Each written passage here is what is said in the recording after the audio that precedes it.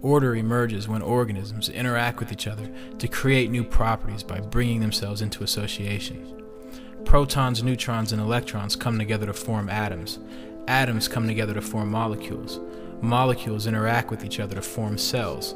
Single cells join together to form multicellular colonies. Some cells do the digesting, others become responsible for movement. And working together, they form tissues.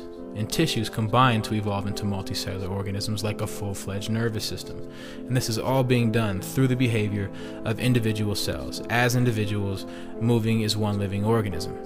So you have to ask yourself, what is a living organism? A living organism is a system of intercommunication of extreme complexity. Try to define what you are. And when you go into it, you suddenly realize that when you take off your skin and look underneath, you're a complex system of tubes and fibers beautifully patterned. And when you look at this under a microscope, all these crazy little creatures running around inside of us don't look like people, but they would seem like people if you got used to them, or if you got to know them. Because inside of us, they're having all their problems. They've got all sorts of fights going on, collaborations, conspiracies, and so on. But if they weren't doing that, we wouldn't be healthy.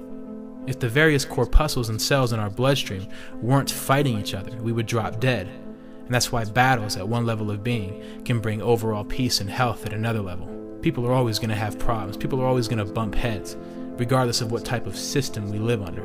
But it's up to us to understand this and to turn these bumps into the learning process.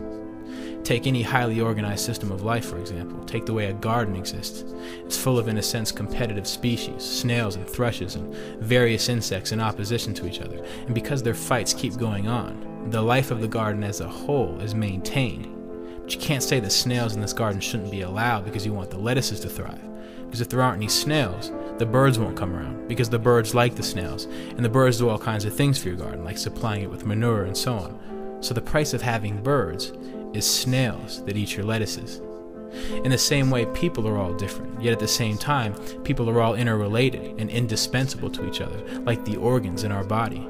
For example, you can argue that the stomach is fundamental, eating is the big thing, and therefore we grew brains as extensions of the stomach to get it more food, to say the brain is the servant of the stomach. But you can argue equally that the brain is primary, and that it has all these thinking games to play, and it needs a stomach as an appendage to supply it with energy. Or you can argue that the sex organs are primary, and they need the brain and the stomach to keep the ecstasy going to continue reproducing. But then the brain and the stomach can equally argue that they wouldn't find it worthwhile unless they had the sex organ appendage to give them solace. The truth of the matter is that nobody comes first. Nobody pushes the other around. You don't find brains without stomachs and sex organs. They all go together. And this is the fallacy of empire, rulers, masters, and leaders. No one's primary. Men should not rule over other men. People should be working together the same way that all the organs of your physical body move together. All the cells of your brain cooperate. You don't have to force them into association. You don't have to make your brain cells cooperate. You don't have to tell them to. You don't have to arrange a treaty of some kind. They just do so. And these networks of neurons create structured thoughts beyond what any individual neuron could possibly direct or conduct or orchestrate. Just look at the birds. You notice how when birds suddenly turn in the air, they turn as if they were all one bird. But when they land on the sand, they become individuals, running around independently. Although these birds control themselves, there exists a set of rules from within for the interaction with each other and with the environment. It's the same thing with schools of fish.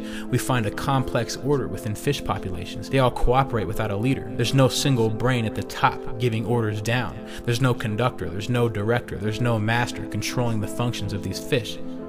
They're self-organized. So, order does not require central coordination. People can spontaneously organize themselves to create a type of self-organization structure that no individual can intend, comprehend, or perceive, much less coordinate. And this is done by free association, resulting in spontaneous arrangements, understanding and finding simplicity in complexity. That's order.